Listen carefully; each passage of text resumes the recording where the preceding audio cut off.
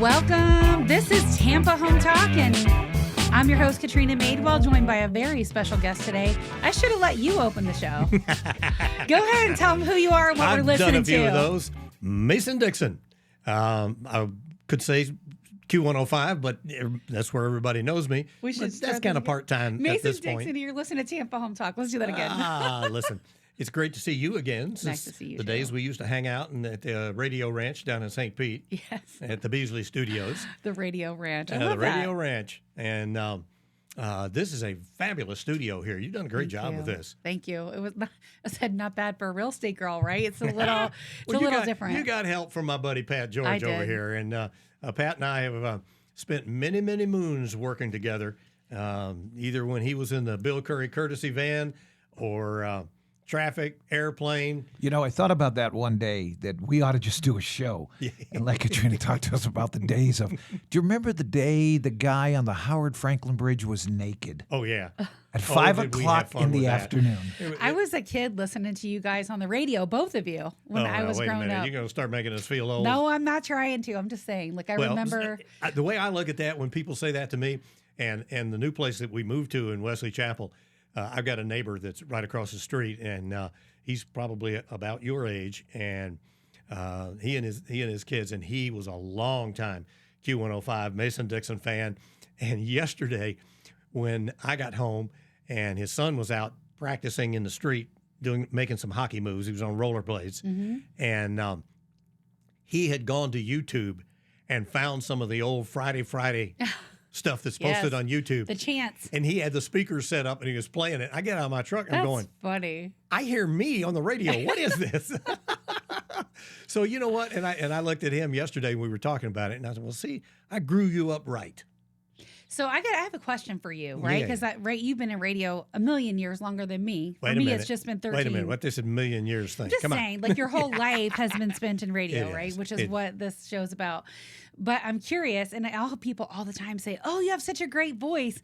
And I would tell them, when I first started doing radio, nobody likes their own voice. Was that true for you too?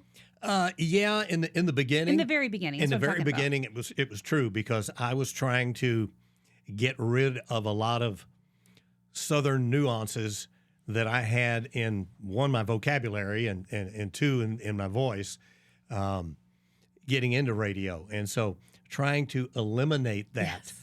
I remember that. I remember listening back to myself and saying, oh, I said that. I don't even remember what it was now. Oh, yeah. Because it's been so long ago. But like you said, those nuances, those little things that you say, and you're like, ooh, that's a tick. I got to get that out of there. Well, I stopped after a while. I would listen occasionally, but then again, several of the program directors early on in my career, before I worked into the management side as well, would always have their air check sessions once or twice a week. Bring in a tape. We're going to go over a tape. And you come in and you get critiqued, and you come out of there feeling, with your tail between your legs, feeling like, oh, I'm a failure, But then you realize, man, that made me better. But it did. It made you better. You cut out the crutch words. And the but, the uhs, the does, and things that bug the heck out of me now. Watching somebody on TV, and I'm not going to point to a television station or whatever, because I really like these people and I get along well with them. There's a huge crutch. They're getting ready to do something, and they say the time is 10:53. Oh, it's like their filler? Yeah. If you just say it's 10:53, we know that's the time. Yeah. You don't have to tell me it's the time. So those are the things, and I see a lot of the younger people that are in broadcasting now, be it TV or radio or wherever, they've never been taught this. Right. No one has ever sat down with them and said, let's get rid of the extra verbiage, the crap in what you're saying. Yep. So you can just get to the meat of the matter without, all these little prepositional phrases. You go, around the block or at the table or yada, those things. Yeah. You just don't need to do them. Well, radio, especially, back in the day, and certainly you're going to talk about the evolution of radio. That's the purpose of the show today. but it was a craft. It is a craft even to be on air, to walk into a studio and have a hot mic. Not everyone can do that. Well, There's a certain skill set required to do that. Let me tell you about my first hot mic. Let's hear. I got my first job in radio in Grenada, Mississippi. It's a little town about 100 miles south of Memphis, kind of between Memphis and Jackson, Mississippi. So this is your first radio gig ever? This is my first radio gig. Okay. How old were you? 21-ish. I had been around radio because the bands that I was in, and we had several very good bands that got recorded and had songs out and the whole shebang as I was growing up. And the manager of our band was Johnny Dark, who was the night jock at WMPS in Memphis. So I would go up on Friday night if we didn't have a gig. I'd go up and watch him do radio. And I would watch and I would learn. I'd pay attention. And then when I said something about wanting to get into radio, he helped me as well as manage our band.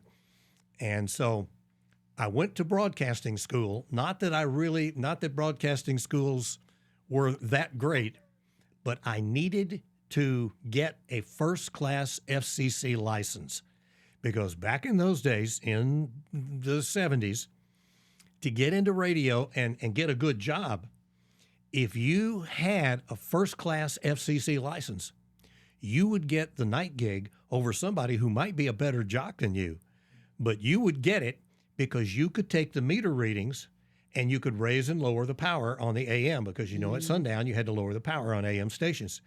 They wouldn't have to have a paid engineer in there to do that. You could do that. So if you were halfway good and had the FCC license, you'd get the 7 to midnight gig, and a guy who was better than you wouldn't. So I got my first class FCC license, and I sent out a few tapes. They gave us some information as to where people were looking. And there was a station owner in Grenada, Mississippi. He was a younger guy. He hated country music, which is rare in Mississippi. Yeah, I was going to say. He wanted his little radio station, WNAG, to sound like the Memphis top 40 radio stations. So he actually had gotten some people that got a good start and then went on to bigger markets that didn't stay long with him. So it was a good jumping off spot. So I went down, I sent the tapes out, and I was ready to go. Well, I sounded a little better than a lot of guys that were coming out of broadcasting school because Johnny Dark, whose real name was John Daugherty, had helped me a lot. So I got the morning shift and the afternoon shift. Okay, I did the split shift. I had rented an apartment right across the street. It was a house that was subdivided, rented an apartment right across the street. So I could get up early and go in, do my show right after the farm report. The farm report. The farm report. And then go back, take a nap, come back and do the afternoon show, which was a couple of hours. And, I'd play the hits. He'd give me money and I'd go to the record store and buy all the latest new top 40 singles. So I'd have all the 45s. Now, here's the problem. Back then when there were records. Here's the problem. You didn't have cart machines like eventually that came along, and some stations had. What they would do is their traffic director would, the night before, knew what spots were going to run where. So they would be put on a reel-to-reel in order. Your log told you which ones you would run, and at the end of the last one, you would hit one of their little jingles, and then you'd go into music.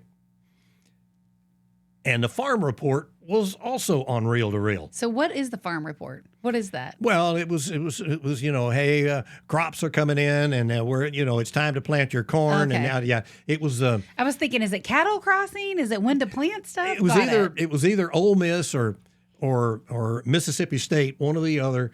Their agriculture department would put on a 10 or 15 minute show, and that was your farm report. So the tape recorder, because I'm sitting at the console like this. The turntables are here, the control board's right in front of me. Now, right back over here was the reel-to-reel that had the commercials on it, so it was closer for you to get to it. And the one right behind it was the reel-to-reel with the farm report. So I'm getting started. I'm getting ready for my first shift. I'm as nervous as a frog on the freeway with its hopper busted, okay? That's to quote the guy who made me want to get in radio. You used that one? Daddy-O Dewey Phillips, who was the guy who played Elvis's first song in Memphis at WHBQ. And so anyway, I was all set. I'm very nervous. And I lean back in the chair because I'm in a little thing that's not much wider than this chair that I'm in right now. I lean way back and kind of rock the chair back to cut off the reel-to-reel. The chair goes over backwards.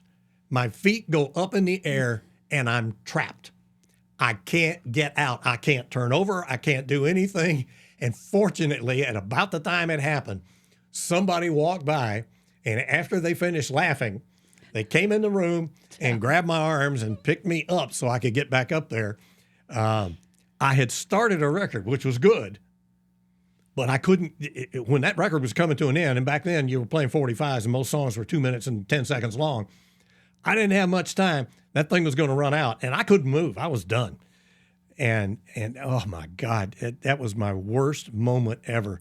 They laughed at me, got a good laugh out of it, but I straightened up, I cracked a mic, and I started talking radio and announcing the songs and doing my deal, and it just moved on from there. I stayed there about 6 months, and Johnny Dark, or John Darty, had actually moved to Louisville much earlier and had been at WAKY in Louisville as Dude Walker. And that was a great radio station in Louisville. WAKY was a big one. And a good friend of his had told him, listen, come on down to Chattanooga. I'll make you the program director. You do the afternoons and yada, yada, yada. A little smaller market, but you're programming, whatever. So he took the gig. And then he called me because I'd been sending him tapes of what I was doing. He said, you're sounding pretty good. He said, I think you're ready. He said, you want to come to Chattanooga? I went, oh, this is going to be great. I'm going to Chattanooga. So I took off and went to Chattanooga and did the all-night show, and then eventually got really good, and they moved me up to 10 to 2. They had a good 6 to 10 jock, and I did 10 to 2 after that. But that was how it all kind of got started. Hey, it just got dark in here. What's going on? The video actually is way better when we got to put the other lights on, Pat. You missed them. Yeah, it's a whole. Oh, he's playing with everything. Yeah. Okay, so now we're going to get, it's still going dark. Ooh, look at that. There we go. Got some studio lighting going on God, here. now you're going to see all my wrinkles and everything else. We'll You want to put those smooth you other out. lights back? There's some Snapchat filters for that. But anyway, that's how I got started. And that was my first crack the mic and laying upside down in the studio and not able to get up. It was absolutely amazing. So that was back in the day when there were records. When I was a kid, we had the little tape recorder, so we would record the song so we could play what we wanted to hear back later without the commercials. You know, listen, I did that. I had a turntable. I had a big radio that you plug the turntable in and play back, and I had a Sears tape recorder, reel to reel, and I would sit there and play songs, and I ended up getting me a second turntable so I could go from song to song and not have to talk and change the record at the same time and record into that silver tone tape recorder. And there's pictures of me sitting in my bedroom, and I have my telephone up to my ear like I'm taking requests and playing the tunes and the whole deal. And I look back on that, it was really funny. And my wife, several years ago, I always kept that big, it's a 1948 or 49 silver tone radio. It stands up, about this high, about this wide. And I had done so much screwing around with it, hooking speakers up to it and everything else. I'd broken the speaker wires off of it and everything else. She took it to a guy in Plant City who restored it. wow. Put a new grill over the speaker, put a new speaker in it, set it up, and got it playing again. And that was the biggest thrill for me because as a kid, I played disc jockey through that radio, and I could sit it there in the living room, and I could listen to me on Q105, or I could listen to my low-power FM Christian hit music station that's on 102.1 up here in the Lutz and Land O'Lakes and Wesley Chapel area. So I heard that station. Someone told me it was in Brooksville the other day. They could hear it in Brooksville. Yeah. It is a great signal because I'm up at about 300 feet, and there's nobody else other than down in Largo. There's a translator down in Largo that it's on Spanish that's on that frequency, and I have the antenna aimed. It's actually right outside Paradise Lakes, cell tower there, and I have the antenna aimed toward where everything's growing. You know, out 54, Yes. out 56, all of that area, New Tampa, and it has a pretty darn good signal because and that was the radio station, by the way. That was the frequency that the FCC burned one of the pirate radio stations in this market. It was a guy that had a pirate station on 102.1, and he was blasting that thing out. And other radio stations were complaining about him because he didn't have good equipment, and he was splattering all over the dial, getting into everybody else's frequencies. And they shut him down 2 or 3 times, and I think they ended up putting him in jail. Wow. Confiscated all of his equipment. You know, I turned these lights down. You look a little like Paul McCartney now. You know what? I've heard that from 2 or 3 people.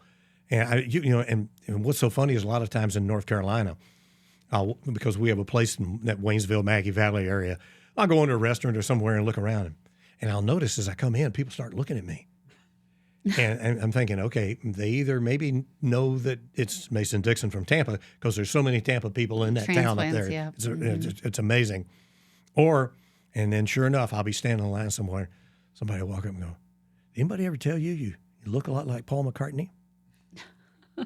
And I'll turn around and say, oh, Blotty, shut up. That's funny.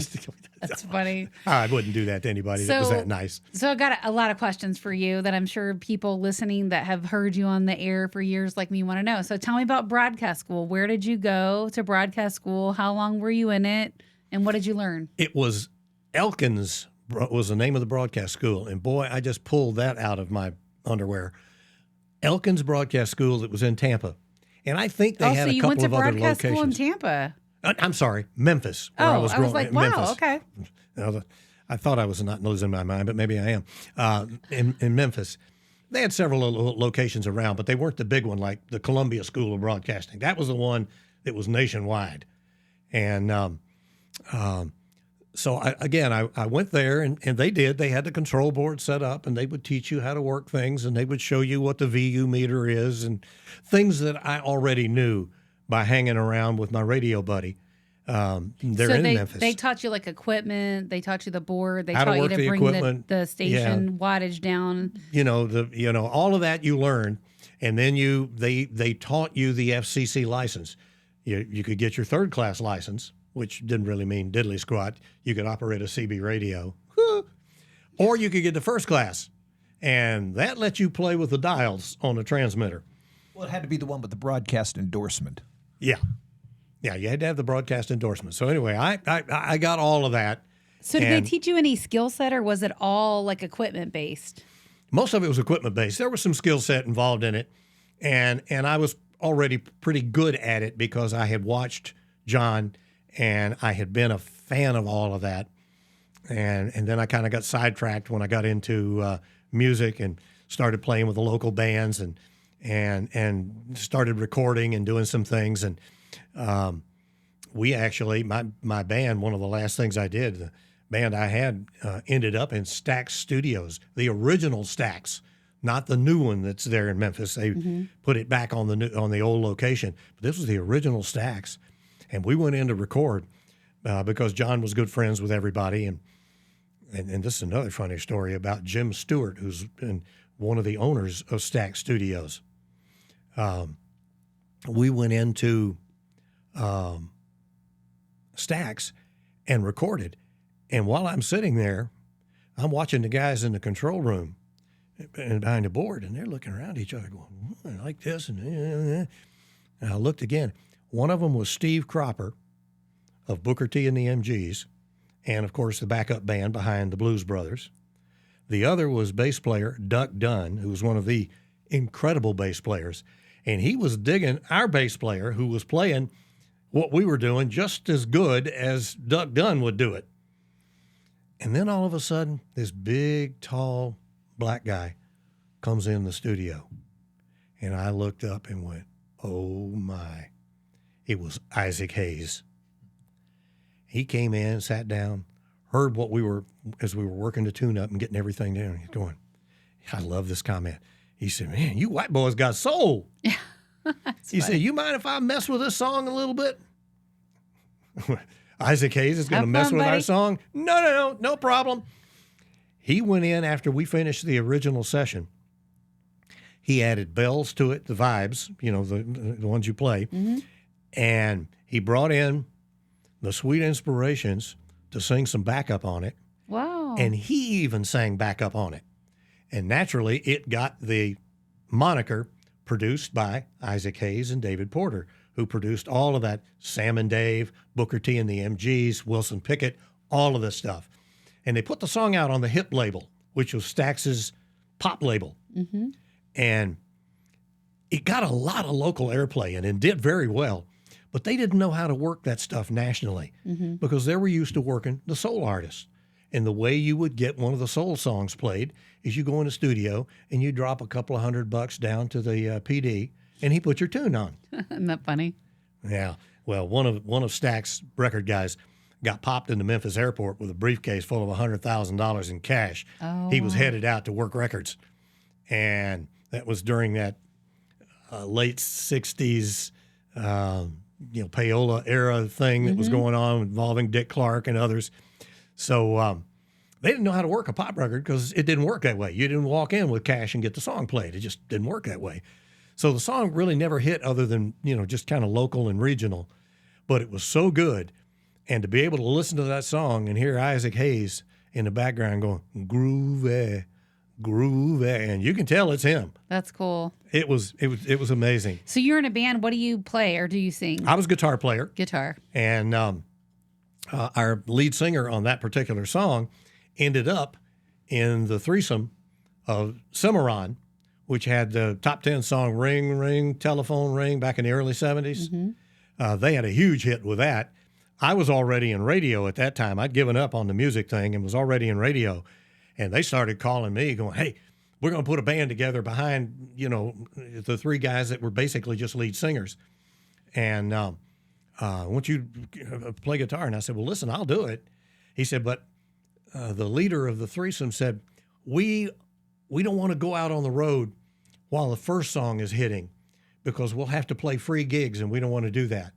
We'll wait till the second song is going up the chart and then we'll go out on tour. And I said, big mistake. Big mistake. You can't count on that second song being a hit. You better go now, strike while the iron's hot. Run with the train you got. And get out there and get it done. Become a great act. Even if you do a few free shows, they'll come back to you and want to pay you for the big gigs. They wouldn't listen to me. Didn't do it. Second song comes out, flopped. Nobody played it. Nothing happened. All of a sudden, Cimarron went, poof. Yeah. And I stayed in radio in Chattanooga and worked there for about a year and left there and went to New Haven, Connecticut. And folks from Connecticut know that I know how to pronounce it. It's not New Haven. If you're from Connecticut, it's New Haven. New Haven. New Haven. I went there and stayed there for a little over a year and sharpening the tools all the way. Started out doing 6 to 10. As long as I've known this guy, all this is new stuff to me. That's cool. So when you went to Mississippi, to Chattanooga, to New Haven, how did you end up going to those stations? Like, do they end your contract and you're looking for a new gig, There were no or contracts someone back then. recruiting you, or how is that working? There were no contracts back then. If you had a gig, you were lucky, and you did the best you could, and hope that somebody who was much better than you didn't come along and throw a tape down on their desk, and they're going, this guy might be better than this one here. Well, it's a short run, right? And it's a very competitive industry. Back then, everybody wanted to be in radio, and there were Right. tapes flying everywhere, and I was in Chattanooga, and I was sending tapes out. I wasn't making much money, and $110, $115 a week. That went a long way back then. But I wanted to make some more money. I wanted to get up in radio. I kept looking at the bigger picture. Mm-hmm.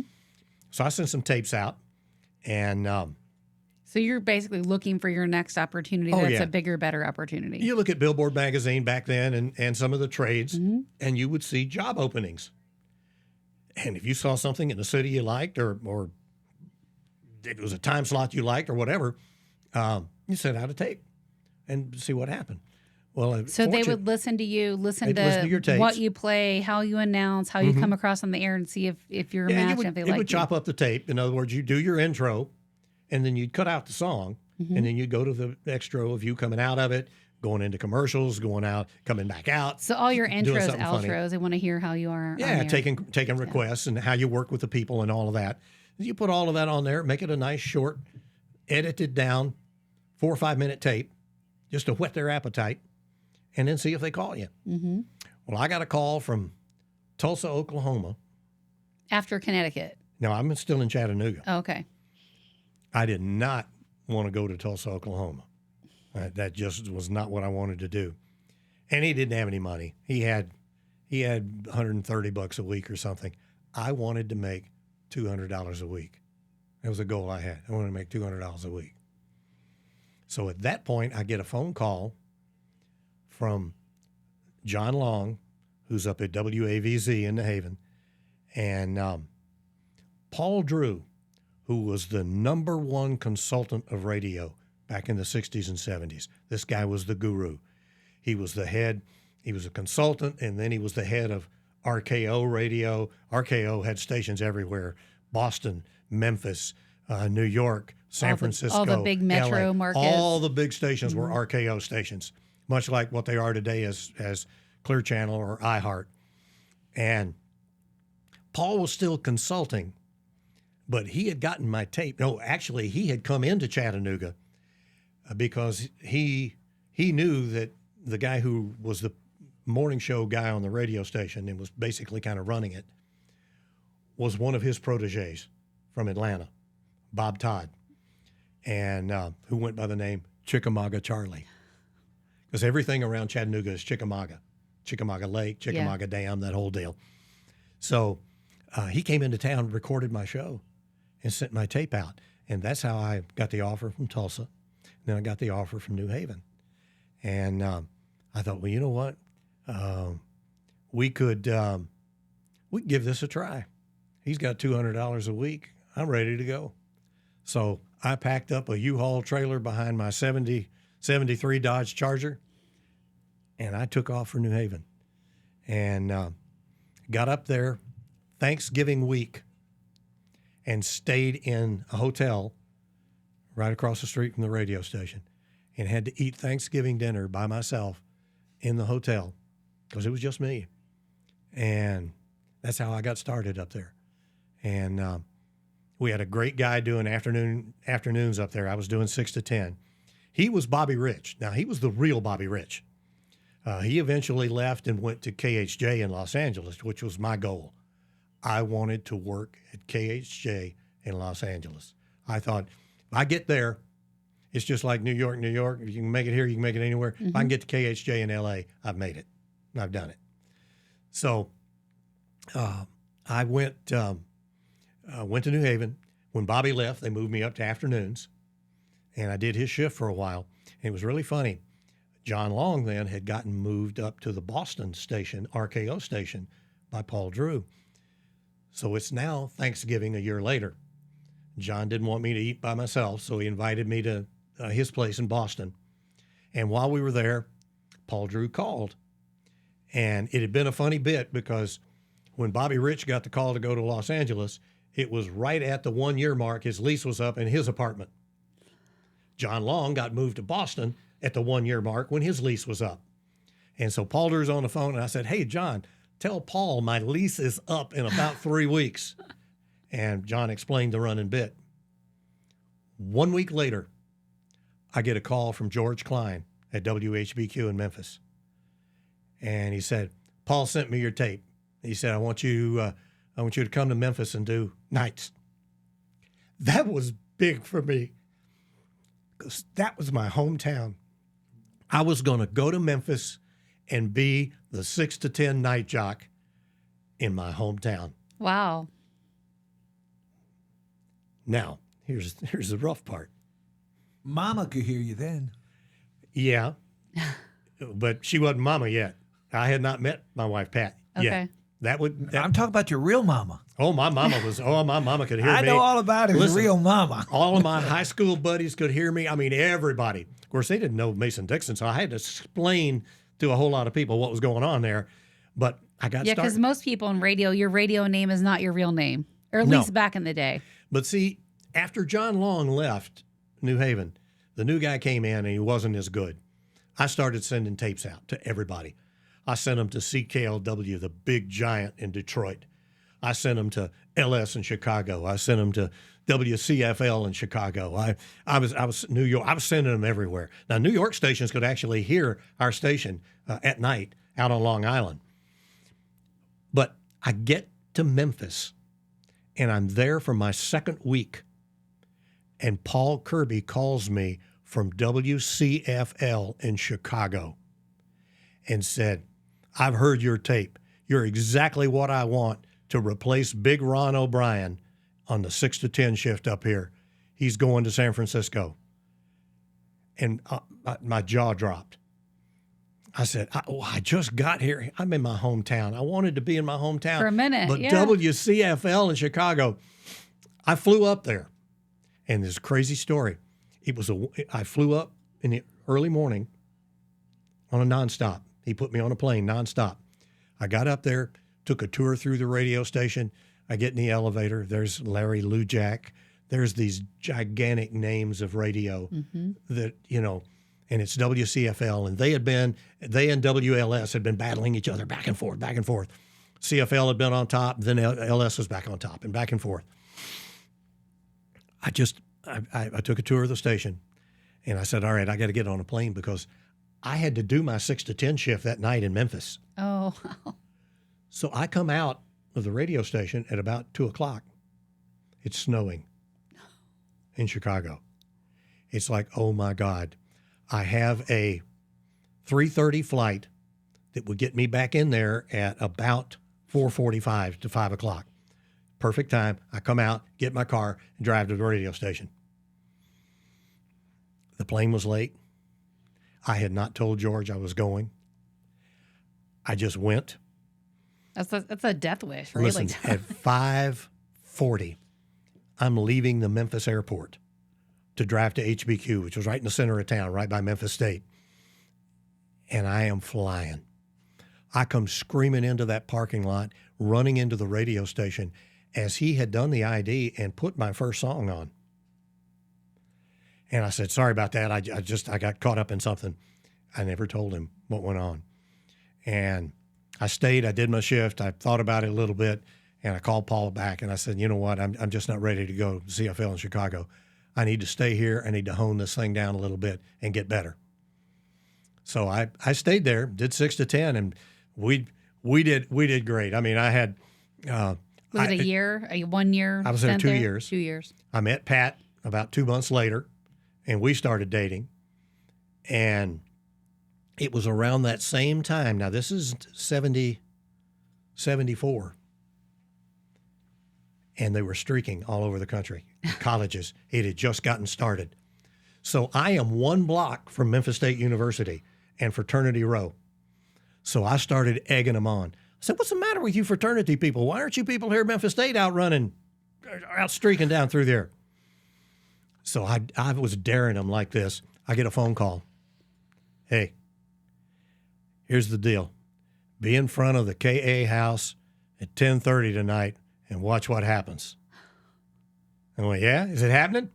That's all I'm going to tell you. So I got off the air, and I was a motorcycle rider. I had just bought me a 750 Honda. And so it was a warm winter, and I got on the bike, and I rode over to the fraternity house, which is like 2 blocks from the radio station. And sure enough, the crowds were already starting to form. And here comes a guy on a Honda with the guy behind him, naked as a jaybird, except for his helmet. And they went riding down through the crowd. People were going crazy. And it started. And I mean, it got really started. And can you imagine? That was a time before cell phones even. And, there were no cell phones. Cameras on if you your didn't phone. have a camera, you had to take a picture and then have to go get it developed. Right. And if you got a nudie picture developed at the 1 hour photo mart, they call the cops on you. Yeah. So I did, and so the next night I was bragging about, hey, I got them going at Memphis State. They're streaking, yada, yada, yada. And then, of course, they started streaking at Southwestern University, which is where Pat was going. And when I eventually met her about a month or so later, she was telling me about what they were doing there. And everybody went on spring break. And it had gotten so out of hand at Memphis State that the school called in the National Guard to stop it from doing anything further. Because, they were ready at the end of spring break to just go bat crazy. And they called in the National Guard. And I was kind of told at the radio station, cool it. Yeah. Simmer down there, buddy. Simmer down. Back it off. Yeah. So I did. But I did that, and I got to hang with the guys like Jerry Lawler and Jimmy Hart, because I knew Jimmy Hart from our band playing days when he was with the Gentrys, and now he was getting involved with wrestling. And in fact, on my last show before I left to go to KCBQ in San Diego. Oh, that's where you went? That was the closest I could get to KHJ in L.A. Well, San Diego's beautiful. Because the guy who had just programmed KHJ in Los Angeles left there and went to take over KCBQ in San Diego, which also had some legendary call letters. That thing was another one of the top radio AM stations in the country. If you wanted to work somewhere, you had to put that one on your resume.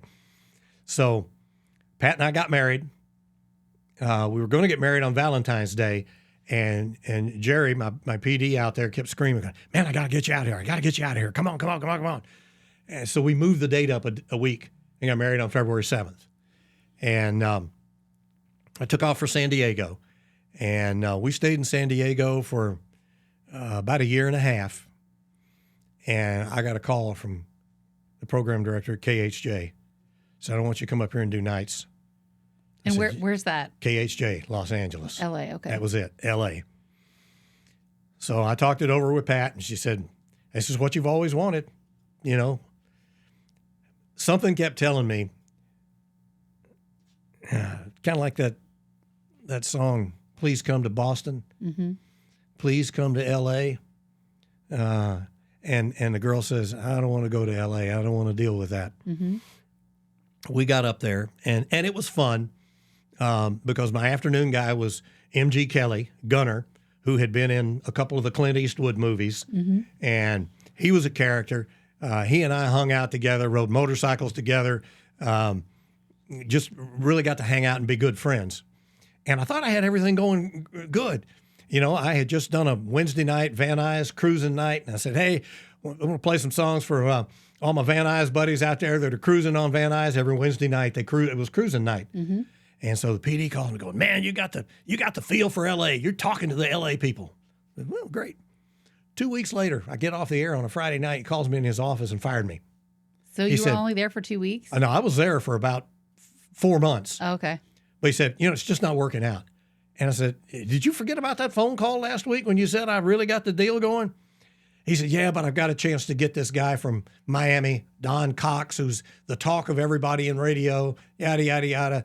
And Wild Man, and we just need to step it up.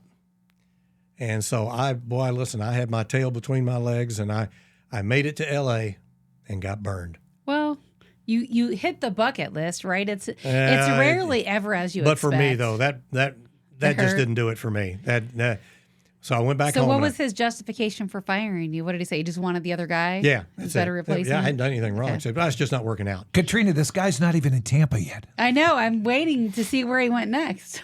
So anyway, I called my buddy Jerry back in San Diego, and I said, listen, that's what he said, I could have told you that this a-hole who was programming that station might do something like that, but I know how bad you wanted to work there.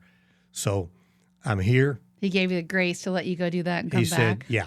He said, your old shift is waiting for you. You can come back and do afternoons KCBQ. So I went back, did that. Jerry left and went back to Mississippi. So let me ask you a question on that. How is it so obviously someone had to take your shift while you were out and you were 4 months in LA. So how is that when you come back? Is it tension with the person that's there? I picked the guy to do my shift. It was Steve Goddard, who was working in Phoenix. Steve Goddard came in, took over the shift, And then we split the shifts up a little bit, and he moved back to a split midday shift, and then I took the latter part of the afternoon shift. So nobody got fired when I came back, and that was kind of the way I wanted it. I was wondering, like, if it's a friendship kind of thing, or you recommend or pull people in, or if there's animosity. I didn't want to see him get blown out because he's a great jock. So we split it up, and we all worked together, and everybody was happy. And then Jerry got unhappy and got crossways with management, and Jerry left. And they brought in a knucklehead. And when the knucklehead came in, that was it for me. I'm firing off tapes again. And I ended up with one of my tapes. Oh, I'll tell you what it was. John Long, who had been my program director in New Haven, had taken over WHBQ in Memphis and had moved Rick Dees into mornings at HBQ. And he wanted me to come back and do afternoons. And I said, no, I've just got an afternoon drive. I want to stay at KCBQ. I don't want to go back. I don't want to backpedal this fast. And that was actually before the KHJ thing. But as soon as that knucklehead came in, I contacted John. He contacted George Williams, who was head of programming for the Southern stations, which included RVA and RVQ in Richmond, RBQ in Tampa. And George Williams called and he says, we got a problem down in Tampa. The station is not performing like it should. We got an AM station that's beating us. And he said, I'd like for you to come down, do afternoons, get a feel for the station, report back to me about what you would do to do better. Because I was already music director and assistant PD in San Diego. And what you would do better. And you will have a program director job here. So I came to Tampa, and that was in 1978. Was that an AM station? No, RBQ, Q105. Oh, Q105. Okay. Yeah, I came to Q105 in 78. It was one of the few FM top 40 stations. Did you go from AM in San Diego to FM here? I'd never been Tampa? on an FM station before. So this was your first time on an FM station? Okay. See, there weren't many FM stations doing top 40 radio. One had started in Miami, Q105, and there were a couple of more, but it was still AMs were the giants. Mm-hmm. Right before he came to the Bay Area, I had worked at WDAE, and we competed against WLCY, which they were both top 40 stations, and they were both AMs. If you're in radio, you know what call letters go to which station, but for the person listening, they'll recognize Q105 over WRBQ, right? Yeah. Yeah, if you have presented your moniker as you should, they repeat it back to you. Correct. The way it should be. Yeah. And so I had a pretty limited training, but I did have some training in radio before I started, and that was one of the things they taught us. No, you got to hammer that. Now these days with the people meter, which people wear like a beeper, it picks up a signal from the radio station. So if you went for 30 minutes and never mentioned the call letters, it wouldn't matter, because the ratings are based on that people meter picking up your signal. Mm-hmm. So it knows who these people are listening to, and it records it. And that's how the ratings get kicked back. So we did, I came in, I listened to the station. We were way off track. The music in 78, 79, this is a disco era now. Mm-hmm. It's winding down a bit. But Q105 was playing Beatles songs and more esoteric stuff, and not playing any of the hip cool stuff. No Bee Gees. If one of the new Bee Gees songs came out, they might play it for about 2 weeks, and then they'd put it aside because it was not testing well. And I watched all of this, and LCY had gone back on top. Q105 had beat them for a little bit, and then LCY, the AM, went back on top. And then we also had YNF that was a top 40 station. So you had two FMs battling. The AM was beating both of the FMs. And so George Williams came into town. He pulled me aside and he said, okay, what's wrong? Because the ratings had just came out and they were winning. And I said, we're not playing the hits. We're not playing the hip stuff. We're playing the Beatles and Jerry Rafferty when we ought to be playing the Bee Gees and music, push in the bush, and all of these dance tunes, Disco Inferno. Yeah, well, think about it too. Back in that day, there was no on-demand radio, Spotify. Like people wanted to listen to the people cool listened stuff. to the radio to hear the hits, right? And you had to play the hits, right? And so he said, "Would you do that?" And I said, that's what I would do. And so they let the program director go and made me the PD of Q105. And that was in the summer of 78. And I immediately made the music changes. And when the first fall rating book came out, we were back on top as the number one top 40 station. We beat the AM, and we beat YNF. And we were doing all kind of crazy things in those early days. Was Ron and Ron on WYNF? No, way YNF, before their time. YNF was top 40. Okay. And one of the funniest bits we ever did, we had the boogie bus, and we had speakers on top. It was all painted up with the logo and everything. Had the speakers on top. And the Tremonti Watts. yeah, this was before Tremonti. We would go out to the high school football games. We had to be. That was a big deal. And on Saturday morning you had to have the scores of the high school games because you couldn't get them anywhere else. Right. You didn't have social media. You didn't have any of that stuff. So we stayed on top of all of that, and that's what kept us into the community and kept Q105 doing well. And it was a Friday night. We just left a football game, and I said, let's have a little fun with YNF. Their studios were over on Gandy in that little building down in the swamp, right by the foot of the Gandy Bridge. And you had to kind of drive back in through the woods to get back in there. So we cut all the music down. We cut the lights off. And we backed up right in front of the window that looked out. I actually just looked out on the swamp, but the jock that was on the air had the curtains pulled. He didn't want anybody looking in at him. So we backed the boogie bus right up to it. And we waited for him to get into a voice break where he was doing a bunch of talking with no music under him. He started talking, and we cranked those speakers up on the outside of the bus, blaring right through there. Your station. You heard him talking, and he stopped and went, and then he stopped. He kept hearing this, but he didn't know what the heck it was. And he puts on a song, and he threw those curtains back, and we were all going, hey! And he's giving us a finger, and the whole shebang. We jump in the bus and take off again. So were you airing your signal at that time, or were you just playing music? No, we just outside? played. We just played Q105 and whatever we were doing at that time. And it was too funny. But those were the radio war days when you would do stuff like that, and you would have fun with the other station. And there was one group of people, J-Corps Broadcasting, who took that kind of stuff to the nth degree. They would go in and take on a competitor. They would go into the garbage can. They would steal their mail. They would find out their playlist information. Oh my God! And phone numbers of people, and they would call and harass them.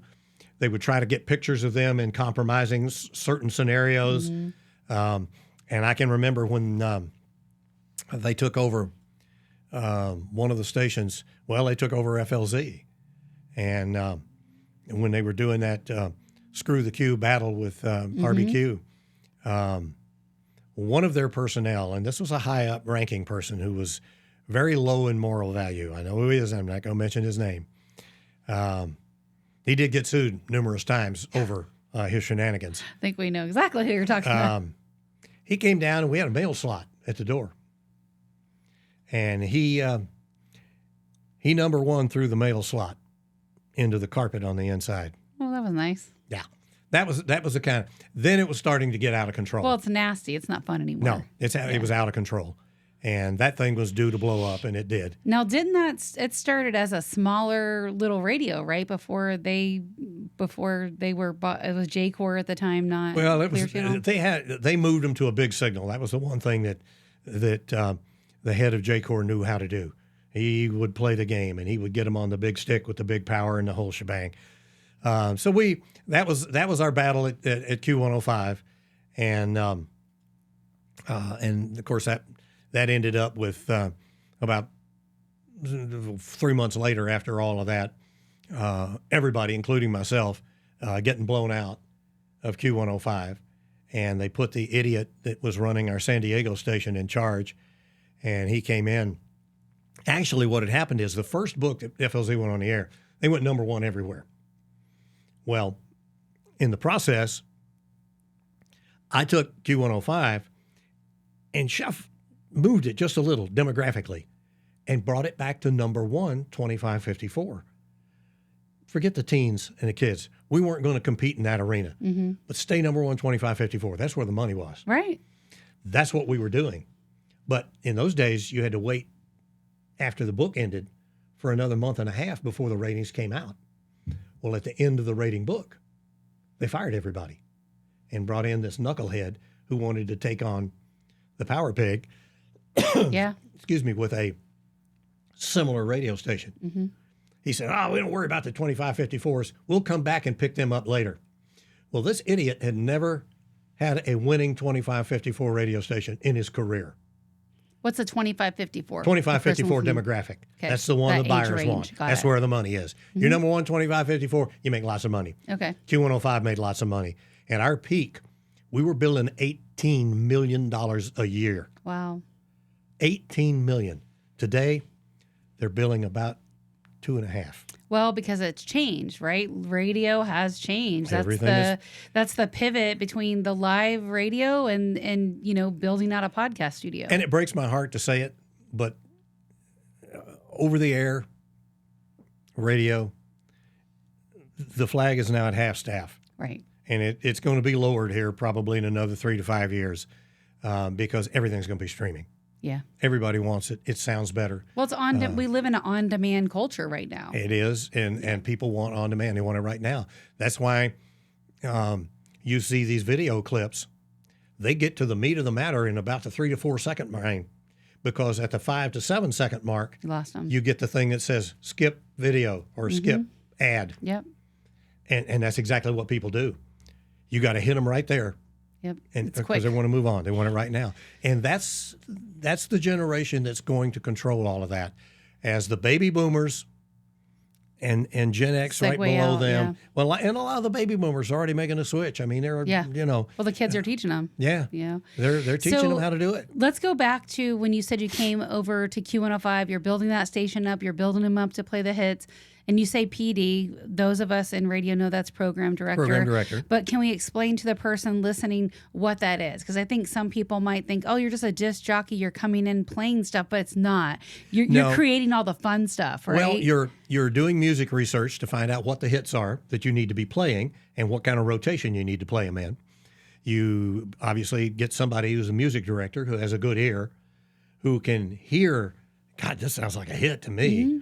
And sometimes you give it a shot. Sometimes you wait a little later and see if somebody else in the country has given it a shot. And then you do that. You organize promotions. You get a good promotions director who's creative, who will make sure the T-shirts are printed up and the signs are printed up when you go out to a remote to do a remote broadcast or whatever you're doing. So that was big money too back in the day. I mean, dealerships and nightclubs would pay the radio stations a lot of money to come broadcast from there. Oh yeah, and we were. You were doing a team, and you become the team leader, and you've got all these little working parts going at it, and it gets crazy too if you're still doing an air shift. I did it in afternoons at Q, and after we left and we had that 1 year no compete, I came back, took over Mix 96, and I took over the morning show. And yes, I was operations manager, program directors, the whole shebang. In fact, at one point in time, I was vice president of programming for Eden's Broadcasting. So not only was I doing my afternoon shift and running Q105, I hired a very good program director under me who could take those duties while I worked our Phoenix station, got a good program director in there, got it going. The RVA and RVQ in Richmond was already doing well, so they didn't need any of my expertise. Tweaking, yeah. So I had a corporate VP title. When we left, I went to Mix 96 as operations manager. Later on, we were taken over by Clear Channel. At that time, it was still Clear Channel. And with what I was able to do with Mix 96 and whatever, they made me a corporate VP for a short time where I could help the other radio stations.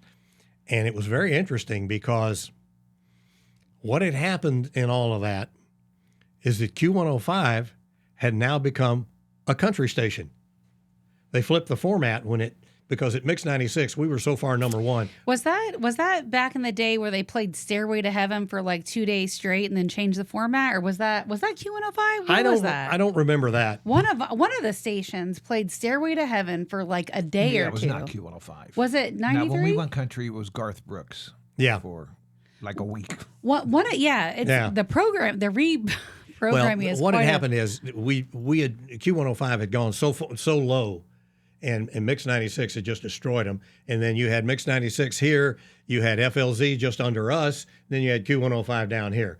They decided that QYK's got no competition, so let's take them on.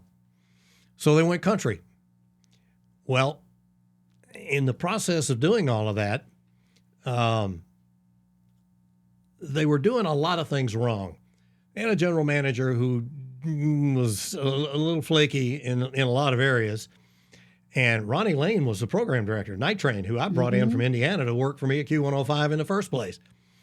Ronnie was programming it, but there were things that needed to be done. He had some good personnel, but the Clear Channel people said, can you help this station over here? Can you do something with this as well? Mm-hmm. And so as part of my corporate VP thing, I went over and talked to Ronnie. I said, look, I'm not coming over here to kick you around and tell you what to do, but I got some ideas. Mm-hmm. And I think if you do this, you'll get a run at because QYK had hired Cleveland Wheeler to do mornings to go up against us. They thought that was their best bet to beat us because we were cleaning their clock at Mix 96.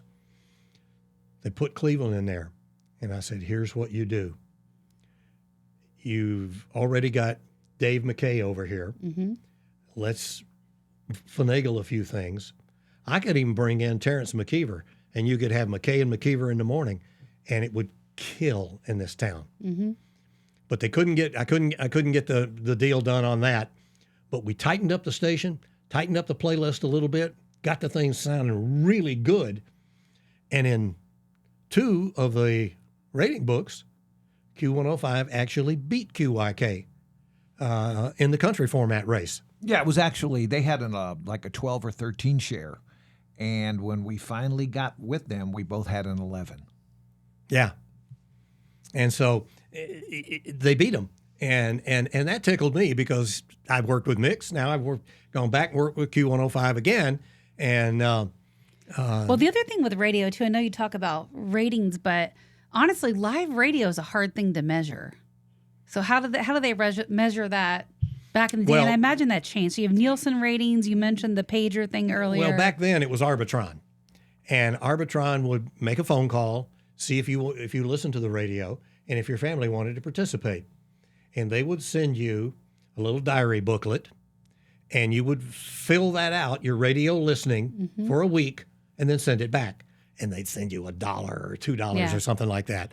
And they would tabulate that. And so they were sending these things.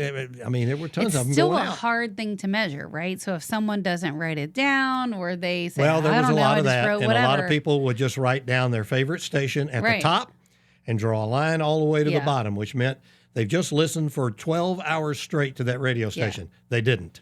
Right. That's what I'm saying. So live radio is truly a hard thing to measure where you look at podcasts, right, or the on-demand streaming stuff. You can measure that. You can see where people, right now. I mean, where people are looking, wherever they're listening in the world, how long they listen, what shows they like. Yep. Right here, right now. You've got all of that. And as soon as we put this on, we're going to measure this because I'm going to tell you what, we're going to get some big numbers with this show. Well, it's just exciting and it's fascinating. The evolution of radio is interesting, you know, and certainly I did not have the training that you had.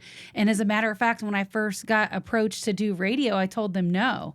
It was a guy out of San Diego. Mm-hmm. He launched a company called Real Estate Radio Network. Yeah. And he launched it during the housing crash, which was like 15 years ago, maybe a little longer. But, you know, everything was tight, kind of like in the economy now, and the real estate market was crashing. You know, the peak of 2006 where people had the fog of mirror type loans. Oh boy, that was gone. You know, we didn't hit the bottom until 2008. It was a slow climb back. But I had started doing radio in 2013, and it was still slow climbing at that time, and people were watching every dollar, and when you start doing something like that, it's a pay to play. You got to have sponsors, you're writing a check. Yeah. It's a whole process. So they taught us some of those things. They taught us how to go on the air. We actually went on a station in La Jolla. As a matter of fact, the guy that started that with Ron Quintero hosts the American Dream. He does the TV type on-demand stuff. But it was a good experience. I learned a lot in that. He taught us how to work with the station people. One of the things I remember Ron Quintero telling me, Pat, was make sure when you go into the station, you take care of your producer. You bring them coffee, you bring them food, you bring them something. Bring them donuts. Yes, because they're gonna be your bestie. And sure enough, he wasn't wrong. A lot of great things I learned from him in that time, and then ended up going my own way, negotiating my own contract and stuff. Certainly a lot different than yours, right? Where that's a career and you're chasing things. Different, but not. Yeah. I mean, you're all in it to create a product that people want to hear, that you can sell advertising on, and you can make money from. It's all the same. And that thing about having a great producer is a great idea. They can make or break your show. Well, especially doing live radio, like we did for a short time on the AM station where you were doing your brokerage show on there. Charlie Oakes and I were doing a station on there, doing a show on there. A very conservative right-wing show. Yes. And I remember the morning we had some knucklehead, and I can't remember his name now. The big fat guy, and it's uber liberal, and he was shooting his mouth off. And I had he called in live caller. I had a segment on him that I had in my computer that was clean. Mm-hmm. Are you talking about Rush? No. Oh, okay. No. Rush never got dirty. This was the fat guy out of Detroit, who everybody hated, but he was such an uber left-wing liberal guy. Anyway, he was shooting his mouth off about something, and I misran exactly where it was. Now, we were on either an 8 or 10 second delay, or maybe even longer than that. It may have been 14-second delay, whatever it was, Pat. Because all of a sudden he blurted out about 4 of the words that you cannot FCC, say no on radio. Words. Yeah. And Pat's hitting the dump button. I'm hitting the dump button. I mean, we were both on it big time. I was stunned at first, but I think Pat hit the dump button right before I did, but it never got on the air. But I remember my producer when I left Clear Channel. I started off at I can't even remember the name of this, 1250 WHNZ. Mm-hmm. My first year in radio, I started at that station. That's where Real Estate Radio Network put me there. And Aaron Jacobson, which is now, I think he's the producer for WFLA. Yeah. He was my producer at the time, and he said, he's like, don't even try to think about announcing where you're going. I will dump it so fast, it's never going to make the air. So I was like, okay, I won't put you in that position. I won't tell anybody where I'm going. I think they'll find me with social media, but... Took a second for the brain to go around. It was Michael Moore. Oh, okay. Oh, yeah. Yeah, he was the one who almost got me. But fortunately, Pat was quick, and so was I, and we put a stop to that before it got on the air. So, but those are the kind of things that you have to worry about, taking live phone calls, somebody making a request. Yes. The big deal for a long time before all these stations had these delay systems. Your competition would bag you. They would call you on the request line and sweet talk you to where you get them live on the air, and as soon as they get live on the air, they'd let her rip. So trying to catch you, off guard and let some nasty stuff get out and get you in trouble. Mm-hmm. So those were some of the radio wars. I mean, we could do an entire segment on radio wars, some of the ugly things that took place around the country.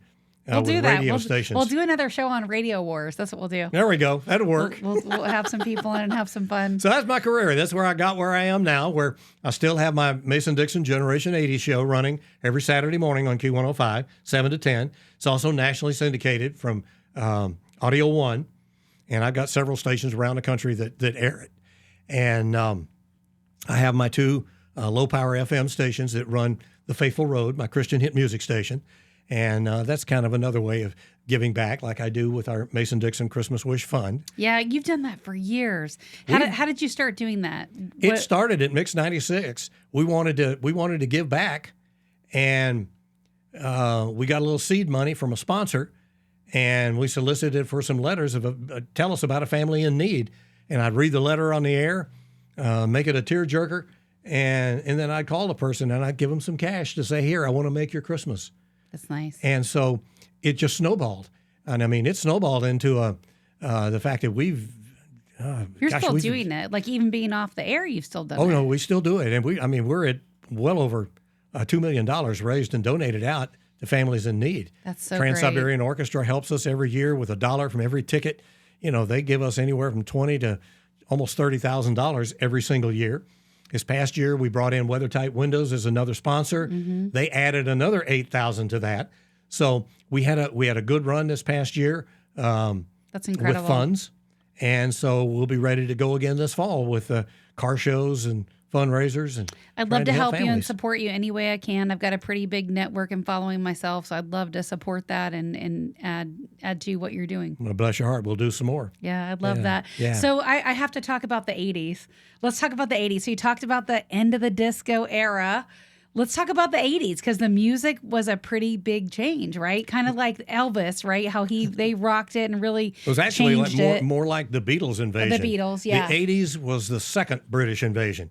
You had so many British groups. And then you had, of course, a lot of ours. You had your Madonnas and your Whitney Houstons and Van Halen's and Aerosmith. There were so many big groups. And then, of course, in 89, we discovered a little song that the Beach Boys put out that nobody in radio wanted to play because it was the Beach Boys.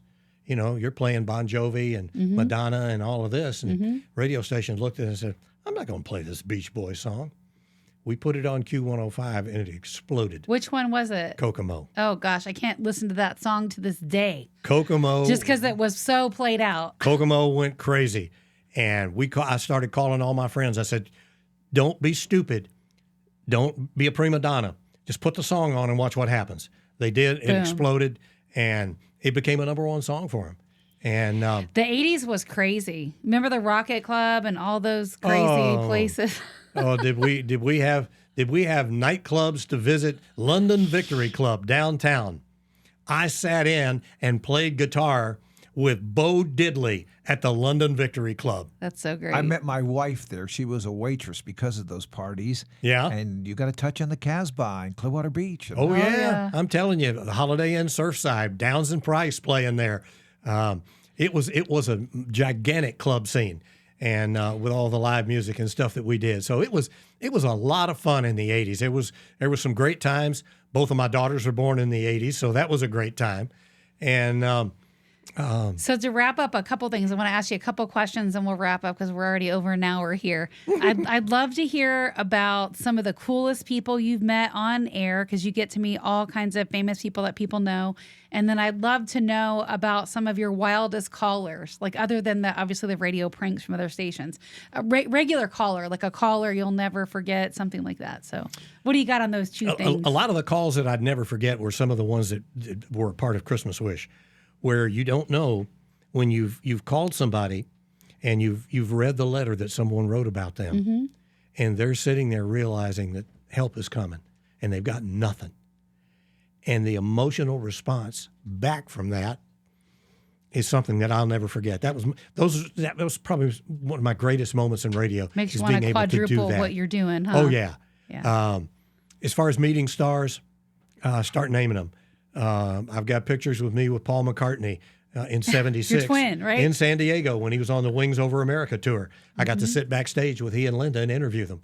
And I have that interview. It was about 20 minutes of great talking. In fact, for some reason, he and I just hit it off. Maybe he thought I looked like him or whatever, but he's sitting there talking to me and he was picking a string off my shirt like this while he's talking. And I asked him, everybody had bombarded him at that time. John was still alive, about the Beatles, getting back together. And he would always give him a flippant answer.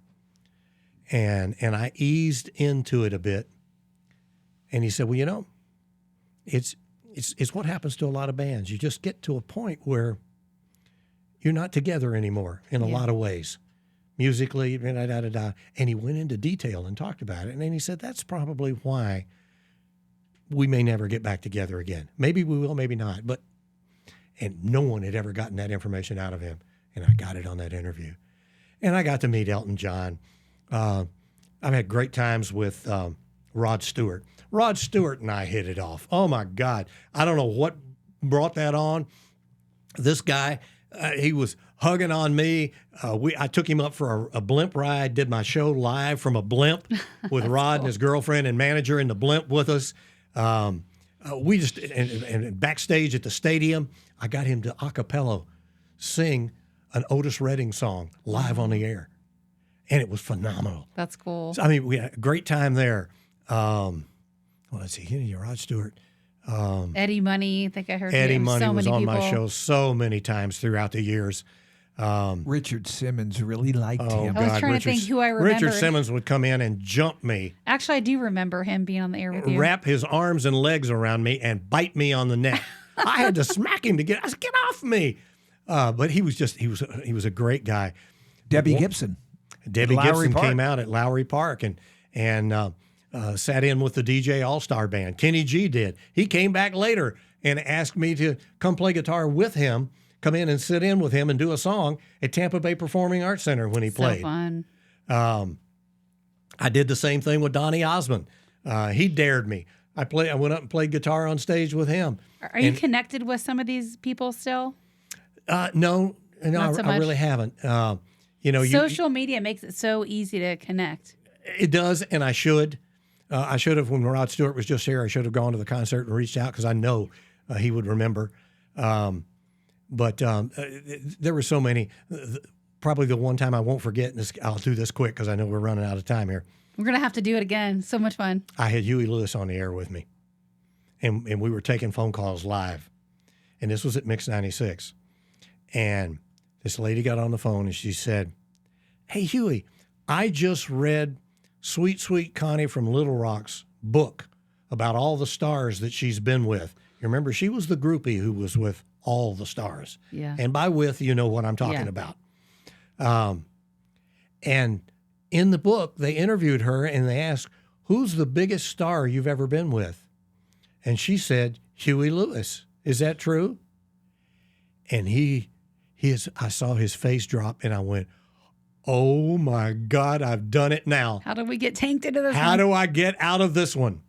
And he said, he looked up and he went, yep, hung like a farm animal. And I got her off the phone and we went on, we finished the interview, everything was good. I heard later that day from the management, he was screaming bloody murder about all of that. And finally, about 2 years later, we were hosting Zafari, and he was the entertainment. And I went back in the trailer, and I said, Huey, I got to apologize again. I heard you went crazy after that lady called about the Sweet Sweet Connie thing. And he said, listen, that's water under the bridge. Forget about it, man. We're still buds. And With the live callers, you never know what you're going to get. you don't. And we got burned on that. That was before delay. Or I would have cut that one out, but I didn't get a chance. But yeah, well, let's come back and we'll talk about the stars. And I'll tell you what I'll do. I'll bring pictures. Oh, that sounds great. We'll Because do we it. had a great photographer. We'll have to do a show just on radio wars. That sounds like so much fun. We'll invite Charlie Oakes in for that one. Oh, yeah. and- Michael Sims was our photographer at Q105, and even at Mix later on, we used him. And he was so great. We didn't have cell phones, so we couldn't get all of the pictures.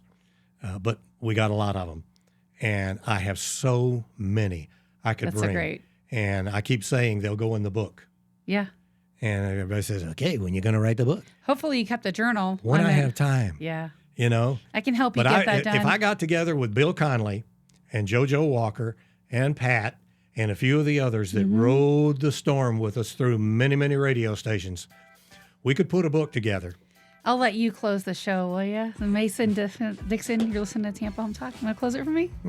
Yeah. Come on. Thank you for having me here. It has been a pleasure. I look forward to working with you again. Let's do the radio wars. Let's do the autograph sessions. Yeah. Let's bring in Charlie Oakes. Let's bring in the gang. We'll get some more microphones. Bring in JoJo. Get Pat George involved. it. Bring in Bill Conley. and we'll have us a real show. In the meantime, stay right here. There's a lot more coming from the Katrina Madewell Network. Oh, Katrina Madewell. He messed it up, but we'll get it right next time. Thanks for listening. What did I say, Christina? Yeah. I know you're Katrina. What did I do? That's all right. You're Katrina in the way.